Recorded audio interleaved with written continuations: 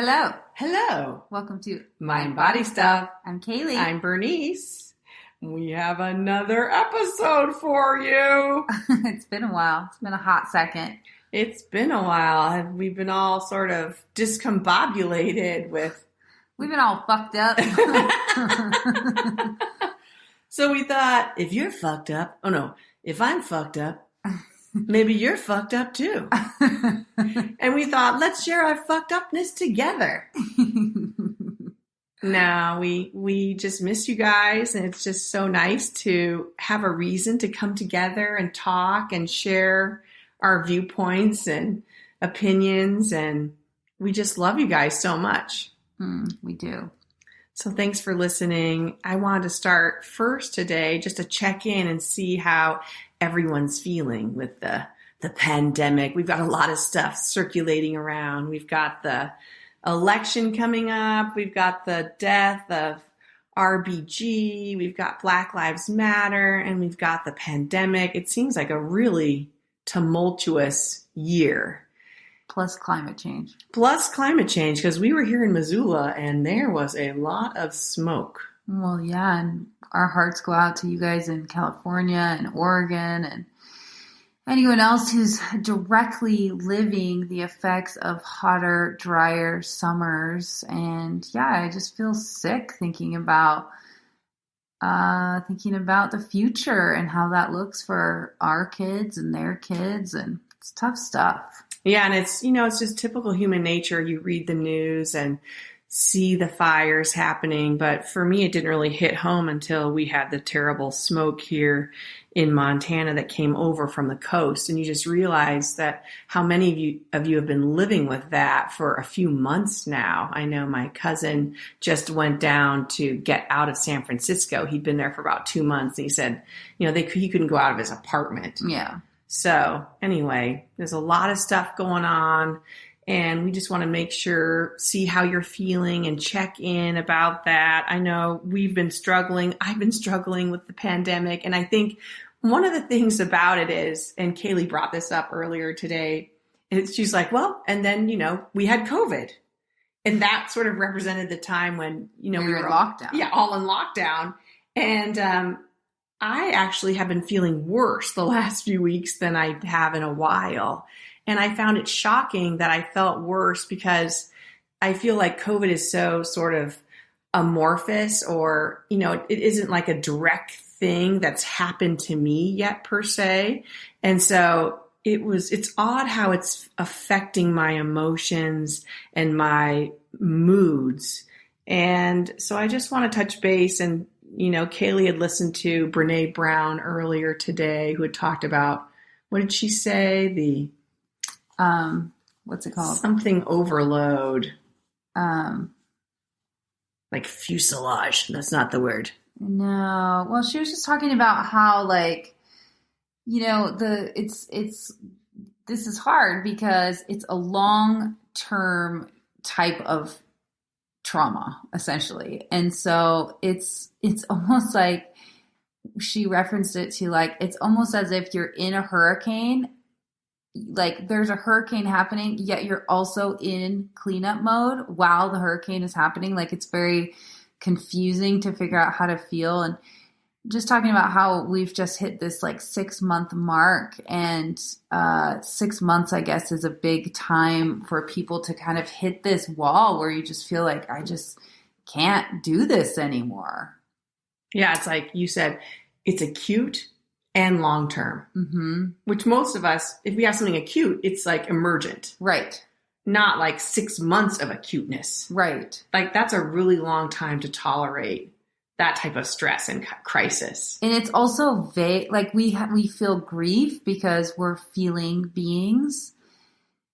But someone for myself, and I know that not all of you are in this perspective, but at least for me, I don't know anyone who's gotten sick or died from COVID. I don't have any real personal tragedy with COVID. And so it's almost this vague grief, because it's a really bad thing that's happening and you're a part of it, yet you're not actually totally affected by COVID. I mean, I'm obviously affected by the effects of COVID, but it's not COVID directly that's affecting me. And so it's this weird kind of like amorphous grief too. So it's all very odd. It is super odd and weird, hard to tolerate. Mm-hmm. And hard to make sense of. Mm-hmm. You know, as humans, we just want to make sense of things. Like, tell me, so then if this is the crisis, what do I do? Right. You know? Yeah. So we just want to reach out and touch base. And so if you're feeling kind of off base to these last few weeks or month or so, and you're thinking, well, I should feel better. You know, we've been dealing with it for a while. I think it's okay to feel not okay, and give yourself grace during this time because, you know, it's acute. And it's long term. Yeah. And that kind of triggered us to want to do the podcast again, kind of resurrect it, bring it back to a little more regular schedule.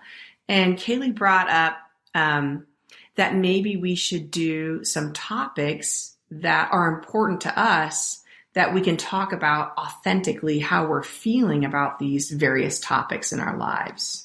Yeah, I mean, I guess for me, when I texted B yesterday, I'm like, what should we talk about? She was like, how about what we're struggling with? I'm like, I just feel like all I can think about is what I'm struggling about. And I don't want to keep talking about my struggles, about COVID.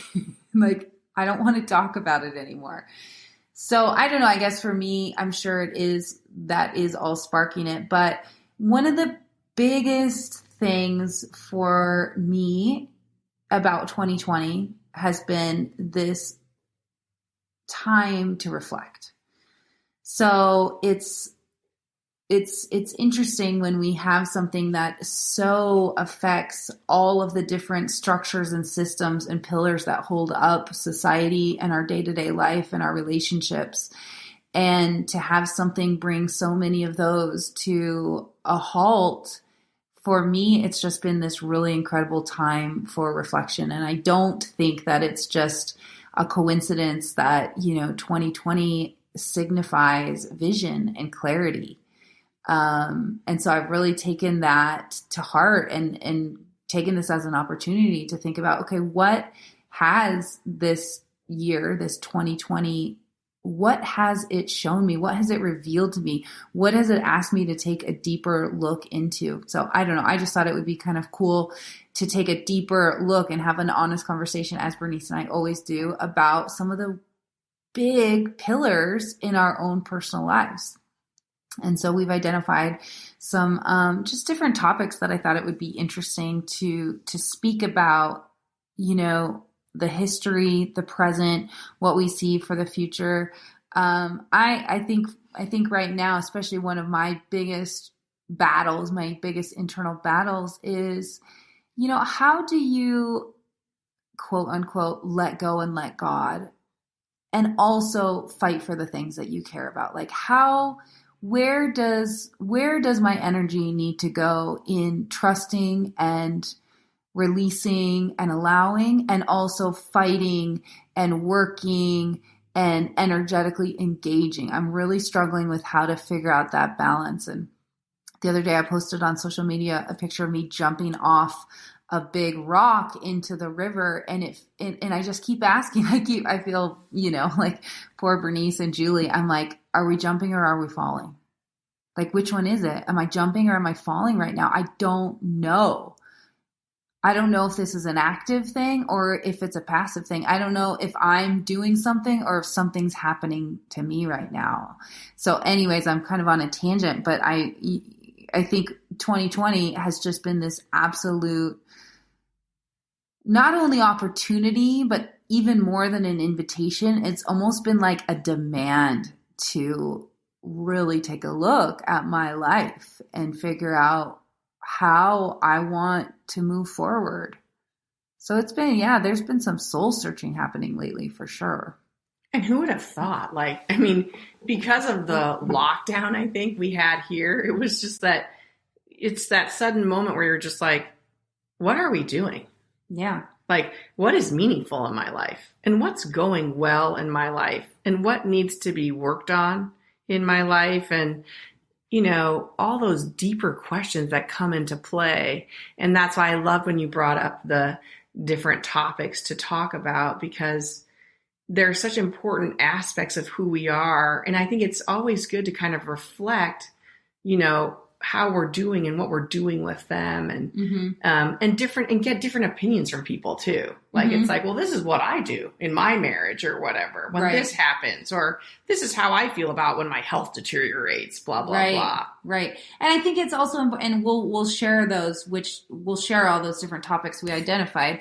But I think it's also really important to take some time and ask ourselves, what are the most important pillars? I keep coming back to that word. What are the most important pillars that are holding up my life, that give structure and meaning to my life? And so how much of my energy am I actively putting into those things that matter?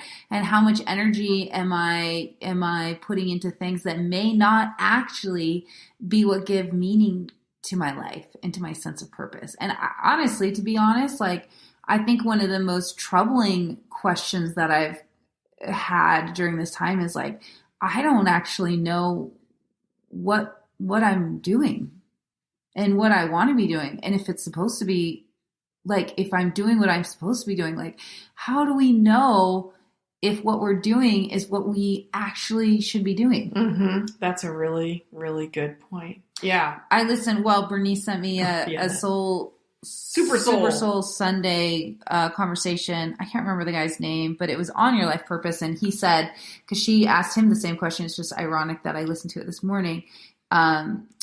She asked him well, how do you know? How do you know? And he said, well, you'd be doing it anyways. Yes. Even if you weren't getting, paid to do it, or if it wasn't your career, you would still find a way to be doing it. And I thought, that's interesting. I don't know if I totally agree with him on that, but I thought that was an interesting way to look at it. Yeah, he had some interesting viewpoints. The other one was how did he figure out what was the most important thing in his life, or where he wanted to generate his energy? And he talked about the chair, and it has the legs. Yes. To the chair. Oh, sure. And he was so one leg is education, and another leg is finance, and another leg is I forget what his legs were, but he said if you cut away all the legs, what's the one leg that the chair needs? Mm-hmm. Yeah. And his was education. Yeah. He was a black man that he was having trouble in his teens, and then they put him into military school and blah, blah, blah. But education is kind of what saved him, what gave him a foundation and a focus. And so now his work, after branching out into a bunch of different things, has gone back to education. And so making sure people in his community have help getting educated. Right. So I was oh, and for me, it kind of struck me as for me, it's definitely women's empowerment, because that's so funny. I came back to that same thing too. Yeah. Oh, you did? I did. And actually it almost made me want to text you and say, I think we need to change one of our pillars, or one of our topics. Yes. Because for me, it's that is the thing for me. That's the thing. It was when he talked about it, I had clarity right then. I was oh, I love women's empowerment. I want to empower women. Yes. I want women to know that you can have meaning and purpose, and search out what it is that gives you those things in your life. Right. That will support you in that. Right. Yeah, that's funny too, because I was well, maybe it's I'm really passionate about justice too. I was is it justice? Is it women's empowerment? But I think women's empowerment is just justice. It's just what is fair. Women's empowerment isn't we want women to go and take over the world, although that would be great. I just want it to be fair. Fair. Justice. Equal. Justice. I'm a Libra, and that's a big part of being a Libra is justice. But yeah, I'm very, very passionate about women's, not only empowerment, but women's personal sense of worth. Mm-hmm. Yeah. Oh, for sure. That's why I did therapy. Oh, sure. Because, in therapy, when you get your degree or whatever, they're and what's your specialty? Yeah. Do you want to do couples, children? Sure. Blah, blah, blah. And for me, it always went, and my training was at the Domestic Violence Center in town, which I ran groups there. I ran the hotline there. I worked at the home. Mm-hmm. And that was what I love to do. Like, it was just like helping women figure out, like, you don't have to stay in this relationship. And then what will your life look like after this relationship? Right. And what will it look like? What do you teach your children when you start doing these steps? Right. To give them hope for their lives, you know, that type of thing. Because it's so interconnected. Yeah. And then, but I kind of, you know, and then Ula, I just love watching you ladies just dance and feel the music and have epiphanies. You know, when we do the trainings, I'm always like, wow, look at Sarah. Like, I totally feel like she's practicing something that's so scary. She's standing in front of a class of strangers and teaching a song, and she's nailing it. Well, yeah, and even if she's not nailing it, like, she is brave, and she is like doing something like that in your body. Like, even if you just stand up there and, like, I don't know, sway side to side and make a noise like that alone. That's nailing it. That's what it is. You just have the courage to stand up in front of a bunch of strangers. Yeah. I mean, it's so brave to just really say, like, this is me. This is me exactly where I'm at. Yeah. So the song, This Is Me, how, you know, it kind of encapsulates that women's empowerment feeling that we both had. Right. From watching the Super Soul Sunday, and how this time period, again, to get back to the topic that you had first raised about in terms of reflection, that this is a period of reflection, I feel like. And so just wondering what other avenues in your life that you've been reflecting on during this time period. Yeah. I mean, I think, you know, speaking about women's empowerment and even just women's rights, just the death of RBG, like that, I don't know, like I'm almost out of shocks. Like when I read she died, I was like, oh, yep. Yeah, she died. Yeah. What else? What else? I almost said, like, this has to be the worst. This has to be rock bottom, right? And then I'm like, no, Kaylee, don't say that out loud. No. Knock on wood. Like, that is probably not the worst thing that's going to happen this year. But it is really scary, I think, when one person's death puts so many hundreds of millions of women's rights at risk. And one of the things that I've been really working on is, okay, this is gonna get big. Should we go there? Gid. I'm all gid. And this is something that goes back to be what you just said, is like, we like to understand. We like to compartmentalize. We like to say this and this is this is that. Our brains just naturally want to understand things. One of the things that Bernice always just kind of, gives me a little shit for is she's like, you're always trying to figure out why. You're always trying to figure out why. She's like, I've got clients who never get out of the why did this happen, and they're not moving forward because they're stuck in why did this happen. But I'm the first to admit, like, I spend a lot of my mental capacity in the why. I find the why incredibly fascinating. So for me, as someone who is like trying to figure out, especially with the election, everybody's got their yard signs up. I am trying to figure out how multiple truths can exist at the same time. And it's really hard for me because when you see the movies, when you see all these epic series, who were the bad guys in Lord of the Rings? I don't know. Whatever, who those guys are, Yeah. And it's very clear when you're watching the show. Was it Sarum or something like that? He was head of them or something. I don't know. Anyway, it doesn't matter. When you're watching one of those epic series, let's even just say Harry Potter, Lord of the Rings, Star Wars, all of these big epic stories. All the superhero movies they make. It's very clear who's the good guy and who's the bad guy. Yes. It's not confusing at all to the viewer who is the good guy and who is the bad guy. Yeah. So I am really struggling right now because it's very I would like to identify things as good and bad because my brain is searching for how to categorize all of the chaos and all of the things that are happening. So my brain wants to say, this is good and this is bad. This is right and this is wrong. Mm-hmm. This is justice and this is injustice. Mm-hmm. And I'm really struggling with this because I have a neighbor who's a very, very lovely person. Mm-hmm.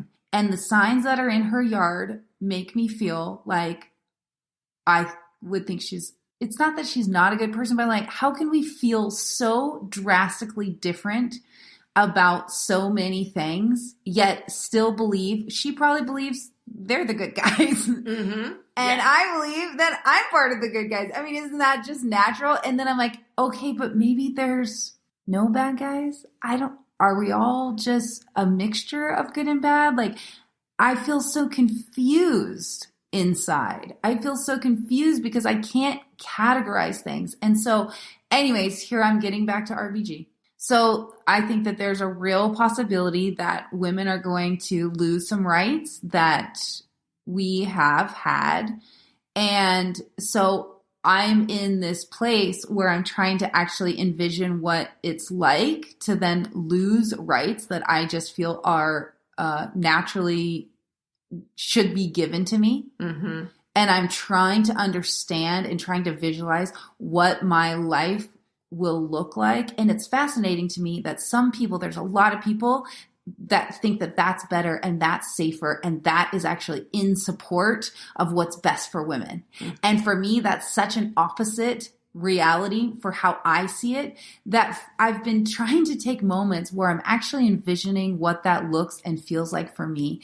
And I'm trying to just say, well, is this where what do I do with this? Do I just spend all of my energy being pissed off and fighting and mad? Is there something that I'm not seeing? Is there some way that I actually would benefit if I accept it and just accept? Like, I can't figure out I can't figure out where I need to let go and let God and where I need to fight like hell and how much, like when I feel like there's so much bad stuff happening right now, I can't fight for it all. It's exhausting. So how do you figure out what to just accept and say, you know what, there's a lot of good people who actually, if this stuff happens, that I'm terrified of it happening, there's actually a lot of really decent, beautiful human beings who are going to feel safer, that the world is a better place, that things are just. And so I'm really struggling personally to think like, oh my God, I don't understand how to live in a world where all these truths for people are existing in the same time and space. Like it's a total mind fuck for me. Mm-hmm. I think RBG is a great example of that because who was her closest friend on the court? Yeah, totally. Antonin Scalia, who was a, dyed-in-the-wool conservative. But they appreciate each other. They were good friends. And I think essentially they were good people, kind of like what you're saying.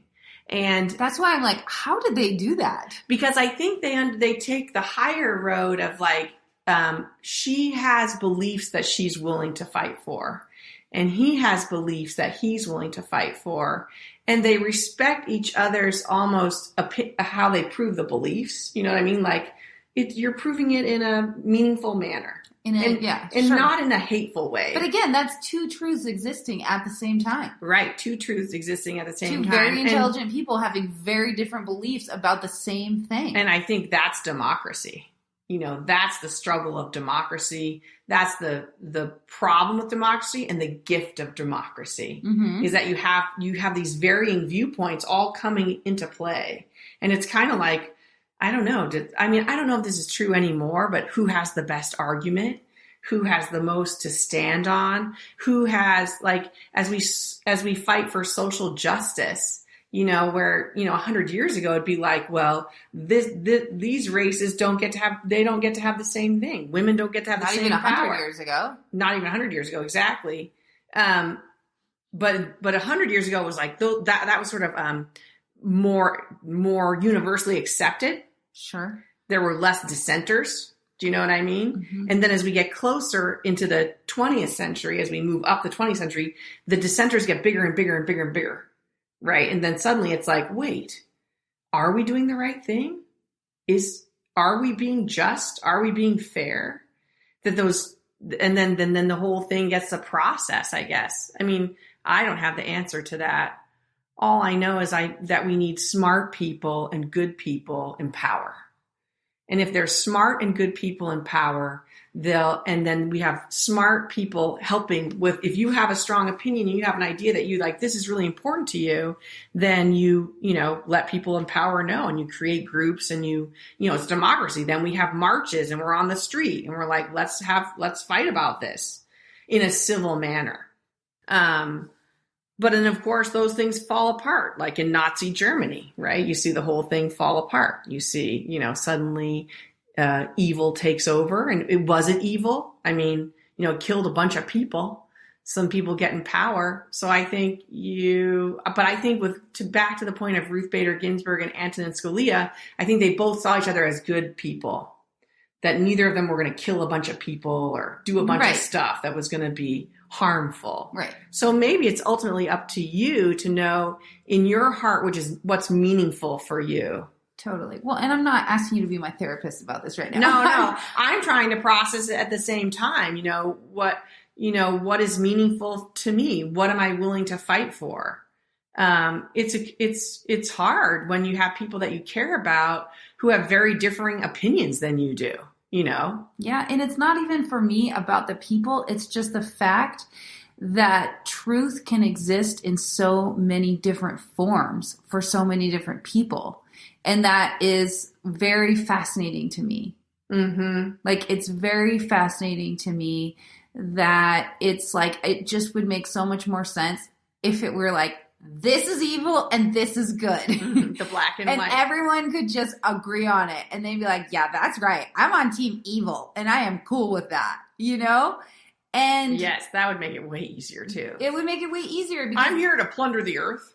I'm here. And I'm okay with that. To not care about anyone. Yeah. And I want to make a lot of money. Yeah, just say it. Yeah.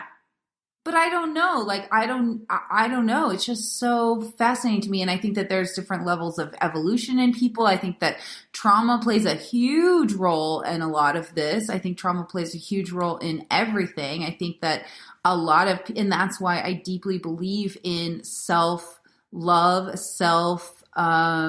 self-exploration, because when we can heal our trauma, we're much less likely to hurt people. That's the bottom line. It's like, if you have scarcity issues, then probably you're going to be more prone to think about yourself first, or to be greedy, or to want to take care of your own other than your community. I think a lot of the deeper issues of so much of this is unhealed trauma. I'm fascinated to think about what a different person Donald Trump would be if he had really loving, caring, devoted parents. I think that a lot of this is trauma, and it's hard because with Ula, I feel like, is Ula actually helpful? There are so many massive, massive, massive problems happening right now. How is Ula even helpful in the slightest? Like, maybe I need to be developing a better recycling program for the city of Missoula. Or maybe I need to be investing my time and energy and effort into something that is, climate change, social justice, all these things that feel bigger. But then I do come back to the fact that I feel like if Ula can help people heal, if Ula can help bring joy, if Ula can help people of all backgrounds and stories come together and share an experience, if Ula can help in these ways, then maybe it can make a difference. I don't know. Well, and I love what the guy, of course we can't remember his name, but we'll put it in the notes from the Super Soul Sunday.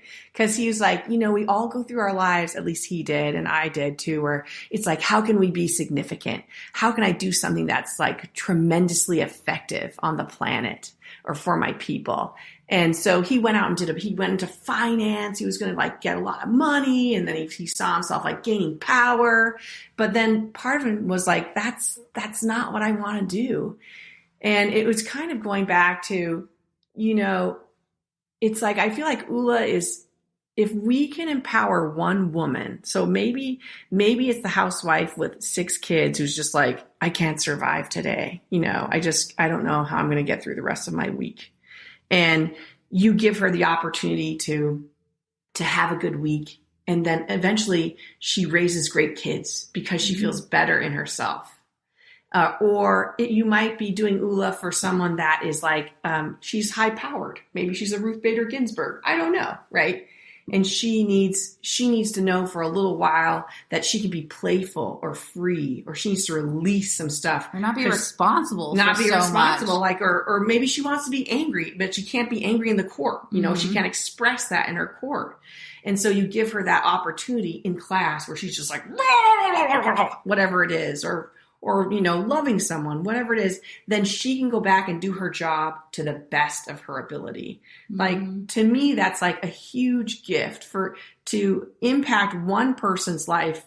It affects, so many other people. And if ULA makes us better people, because I think it's made me a better person, then I feel like we're doing something really important, because that's what makes a great place is good people, good people. I don't care if you have a different belief system, but if you're a good person, you're not going to come over and take over my land away from me.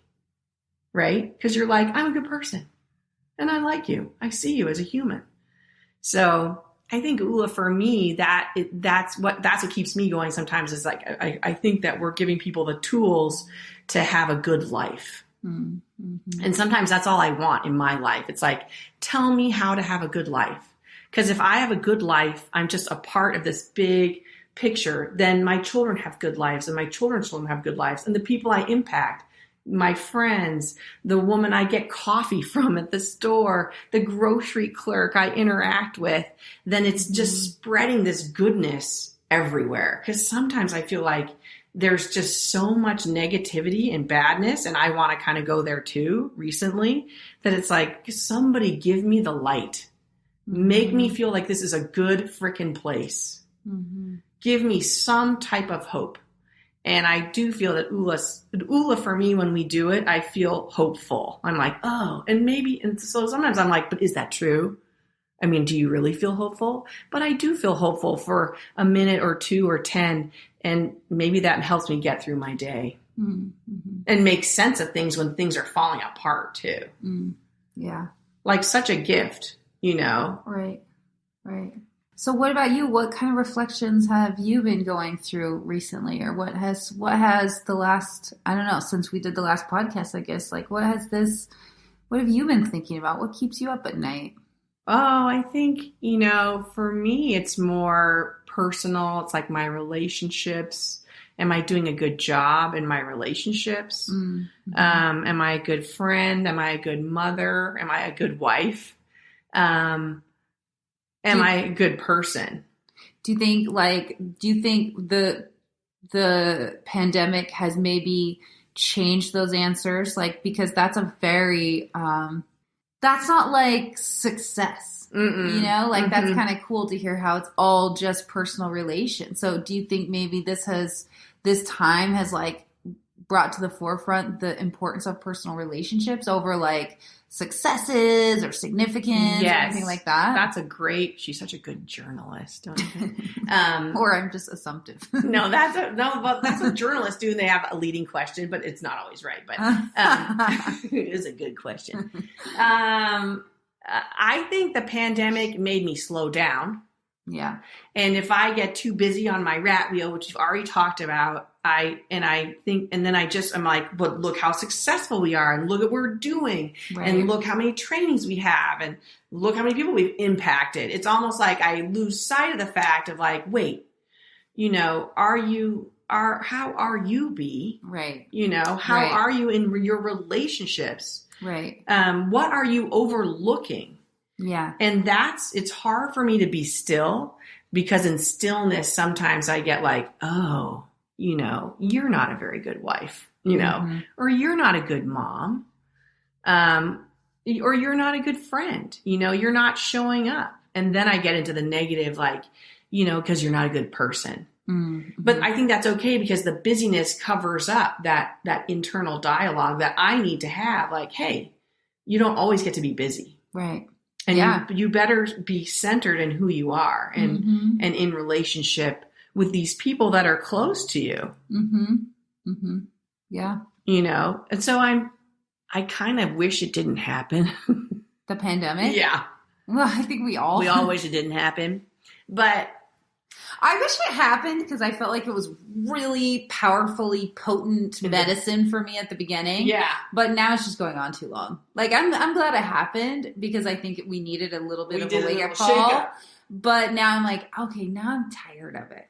Yeah, well now I'm like, well now I want to go do this and that and that. I know. And I'm like, but I can't. I know. And that makes me super like, first I get angry and then I get sad. Right. Right. And then it's like, well, but maybe that's the message too. Maybe you can't always do, you know? Yeah. So it was, I don't know when I had my like rock bottom. When was that? Like 2 weeks ago now? Yeah, about 2 weeks ago. About 2 weeks ago. I followed suit a week later. Then you hit your shit hit the fucking fan or the bottom. I don't know what. I spewed all over too. Yeah, I guess I just am trying to figure out what I'm supposed to do. Like, what is actually important to me? So sometimes this is another thing where I am like, what matters? Like a really deeply impactful, meaningful life, or just to be like happy, content with my family. Because one is, you know, actually they're both hard. They're both really hard in their own way. They are. You know, like if you asked me to find enough meaning in just being at home with my family, I don't think I could. And I think that's really hard for those of you who do that and can stay engaged. And like, honestly, being able to go to work is a form of tapping out. It totally is. I can be like, okay, well, I have to go to work now. And it's an excuse for me to tap out. I don't have to sit with it all the time. But then on the other hand, like trying to have some significant impact or be, you know, this beacon of light for your community, that's really hard too, especially when you feel like shit. And so I've been just trying to also figure out, okay, how do I want to show up in my life? Like what do I want to do? Do I want to just be, when I die, do I want my family to be like, oh my God, she was amazing and she made the best, you know, chicken pot pie or whatever.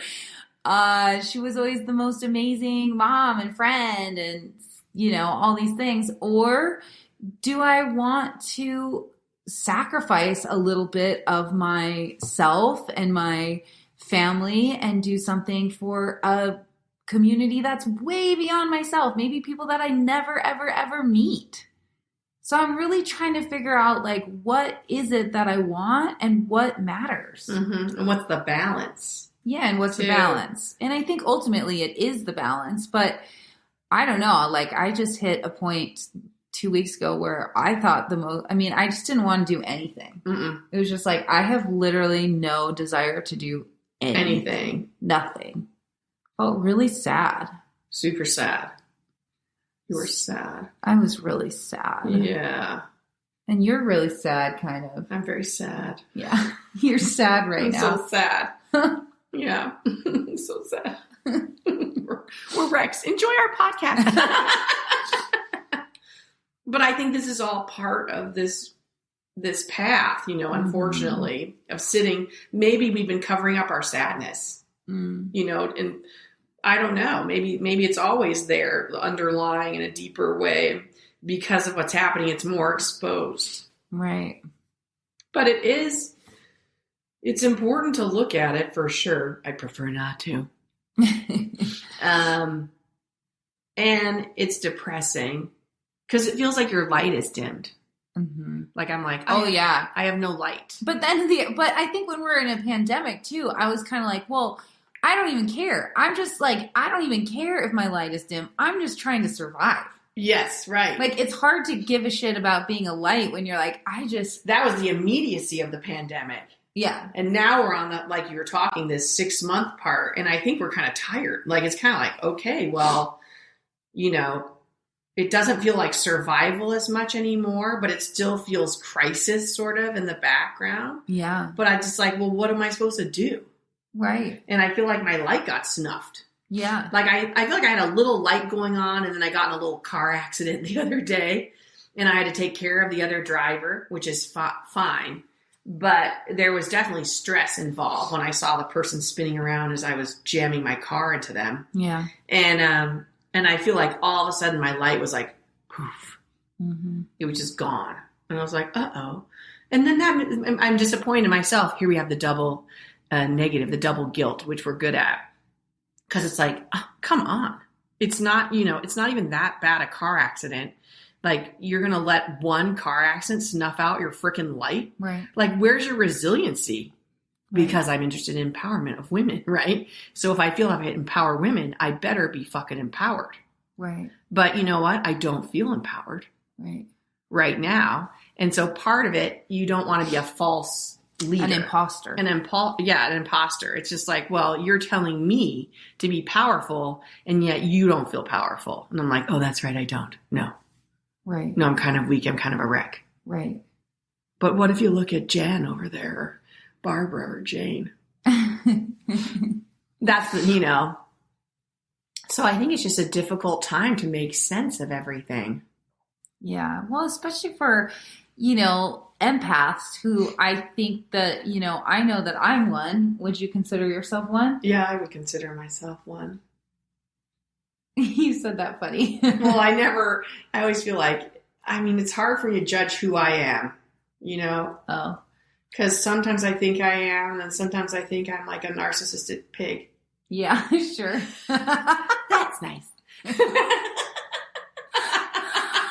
Oh my God. You know what I'm saying? Well, yeah, I totally feel that way too. So then it's hard for me, because for me it's about honesty and communication and authenticity. So if someone's like, are you? And I'm like, maybe I am, but sometimes, just so you know. Okay, well, without putting a label on it, I think people who feel a lot, like, there's just so much to feel right now. There's so much to feel. There's lots of people having lots of feelings, and if you feel other people's energy, you're feeling a lot of things too. And I just feel like with massive climate change, which has always been my number one thing keeps me up. My husband's a conservation scientist. Yes. Like, we have a lot of data. Well, and what he's working on. It's all like climate change is a very big topic in our house. And then, social justice, women's empowerment, a pandemic, like an election year. Election year that feels sort too of much. Hopeless. There is a lot of, I feel hopeless. Well, some people feel hopeful. Some people do feel hopeful, and I want to talk to some of those people. Well, but also with the death of, I think, and you talked with the death of Ruth Bader Ginsburg, I'm sure she felt super bad to die right now too. I feel bad for her for that. But some people are rejoicing her death. This is the thing. It's like, it's not black and white. What to me feels very scary. To some people, they're like, finally, we are going to secure things that are very important soon. Mm-hmm. Well, it may not be as easy as they think, but they can try for sure. Yeah. Yeah, but I'm just saying, like, some people feel hopeful about the things that are making me feel hopeless. And that's the interesting thing about, like, about it's not black and white. But I think a lot of people, even people with differing opinions, don't feel hopeful. Because I've talked to a few people with differing ideas about what their truths are, and they're very afraid too. They're afraid of my truth. Well, why is the slogan "Keep America Great" then? Make America Great Again. No. For round two, it's keep America Great, right? Because so they are feeling good. I think some of them are nervous. There's anxiety in both. I think in both camps. Well, I don't know. Just the phrasing of "Keep America Great" makes it seem like it seems great to them. They think it's great, but they think it might change, because then people with our opinion, our truths might take over. See, and that's what I mean is it's just there's many truths that are existing at once. Many truths, yeah. It's kind of like the old days, feudal days, when people probably, fight, and to be like the so-and-so clan and the so-and-so clan. And both clans were like, our clan is the best clan. Right, exactly. And then everyone's like, no, it's not. Your father, did this to my dad. Right. And everyone's like, well, your cousin did that to my sister. Well, I also am very curious about yard signs and if they're more divisive for neighbors or if there's literally anything good that can come from yard signs. Oh, that's a very good point. Because I put some up. That's a very good point. Well, and I'm sorry for any of you out there who are listening who have different opinions. And I really, really would love to get in some honest conversations about some of this. Mm-hmm. But like I put up yard signs, but then I was like, is this actually just being nasty? Is it helpful in any way? Like, I'd love to see the research on it.